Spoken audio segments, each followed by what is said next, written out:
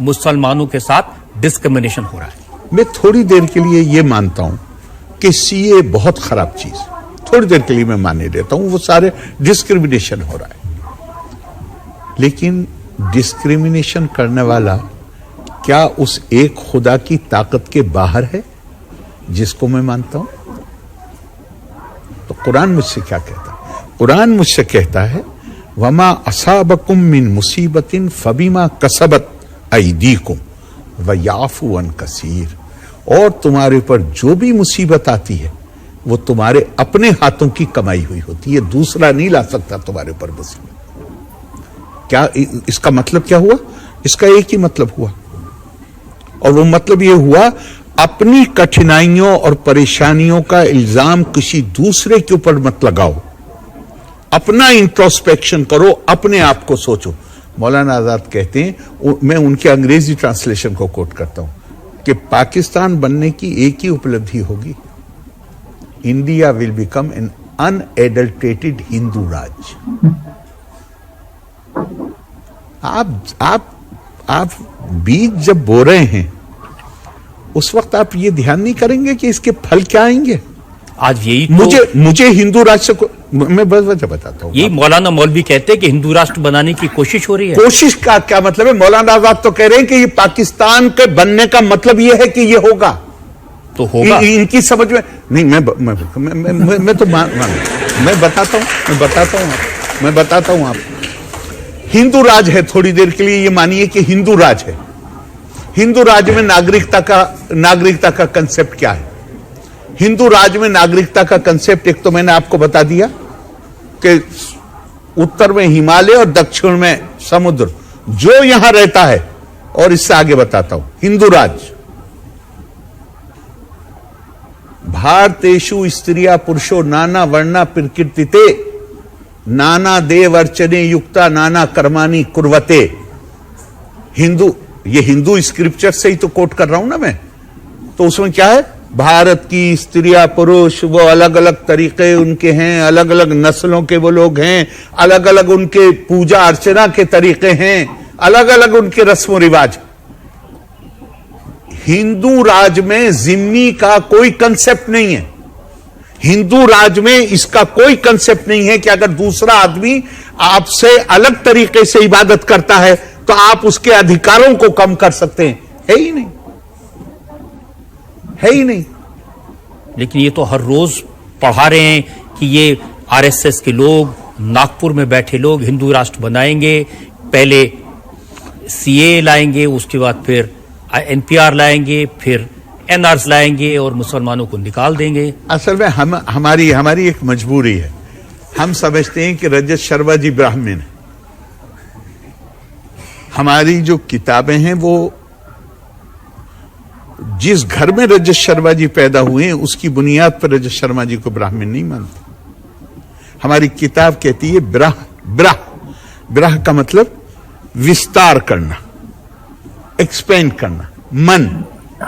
मन का मतलब दिमाग और दिल। जो शिक्षा ज्ञान प्राप्त करने में लगा हुआ हो और उस ज्ञान की प्राप्ति के बाद उसके नतीजे में उसका मन और मस्तिष्क का विस्तार हो गया हो, वो ब्राह्मण।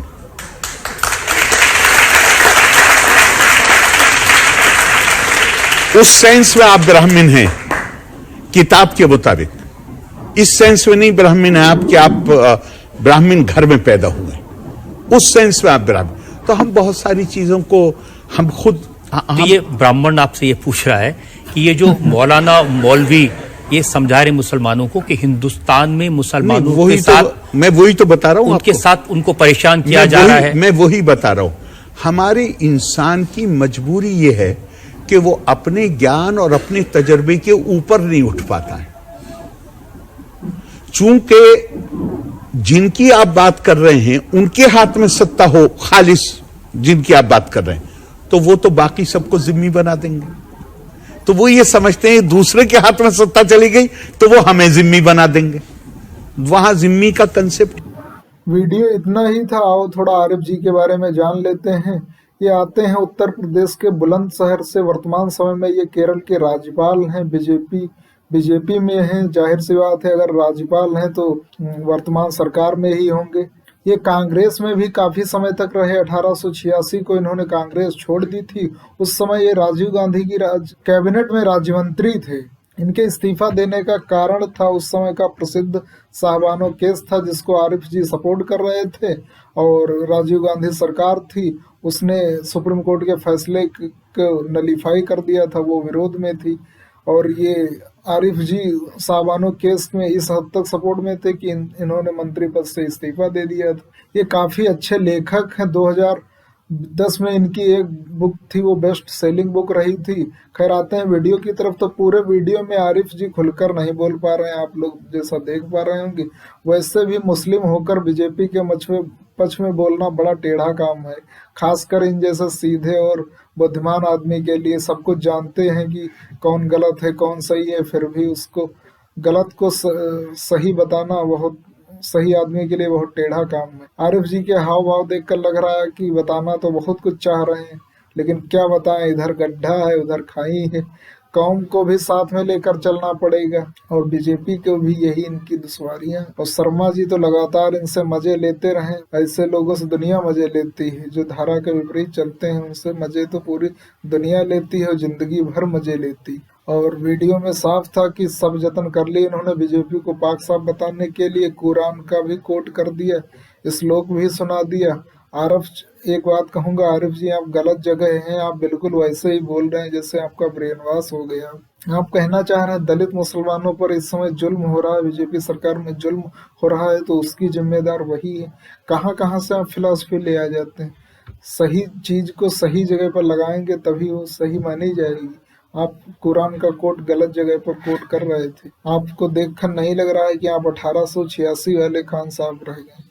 आप में बहुत सारी खामियां आ गई हैं। आपको विपक्ष के साथ बैठना चाहिए, छोड़ देना चाहिए बीजेपी, क्योंकि आप अपने मुस्लिमों भाई के खिलाफ बोल रहे हैं। और रही बात ब्राह्मणों की, तो आप इनका पक्ष तो बिल्कुल ना लें। दलितों की सही नज़र से आप इनको जब देखेंगे तब आपको इनकी सच्चाई पता चलेगी। ये वही ब्राह्मण हैं जिनके पूर्वजों ने लिखा है कि ढोल गंवार शूद्र पसनारी सकल ताड़ना के अधिकारी। आप तो काफ़ी पढ़े लिखे व्यक्ति हैं, आप तो इनके बारे में जानते ही होंगे। शूद्रों और महिलाओं को मारने की बात की है इनके महान पुरुषों ने। यह है इनकी असलियत। हाँ, ब्राह्मण को जात से ही ब्राह्मण कहा जाता है, मुसलमान को उसके धर्म से ही मुसलमान कहा जाता है, दलित को भी जात से ही दलित कहा जाता है। तो आप ये अपना पढ़ाई लिखाई वाला बहुत उच्च शिक्षा वाला चश्मा उतारिए, आप जमीन पर आ जाइए। खैर, मिलते हैं अगले वीडियो में। वीडियो को लाइक करो, नीचे कमेंट करो, दोस्तों में शेयर करो और चैनल सब्सक्राइब करो। अगर हमारे तीखे और नमकीन रिएक्शन आपको पसंद आते हो तो कृपया वीडियो को लाइक करें। धन्यवाद।